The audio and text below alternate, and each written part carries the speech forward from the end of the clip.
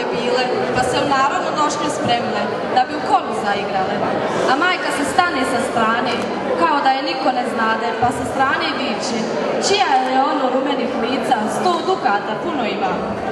Najbolja je ona bila koja je dukata i zemlje puno imala. Kad cura na prelo kreni, majka pored nje stane da ju kćeri neku manu ne nađe. Igraju cure, dukat se tresu, a momci sa rakijom, šargijom, a u džepu čakijom okolo gledaju. Momci šargijom šargijaju, pa malo rakije popiju, a neka se sa čakijom za curu pobiju. Za curu je tu bila dika, a za majku sreća velika, jer je tada znala da će joj kćer biti udana. Jadna je ona bila gdje joj šargija pod prozor zasvirala nije. Tada je majka gorke suze lila i imanje prikazivala, samo da joj cura u kući ne ostane, jer je to sramota bila.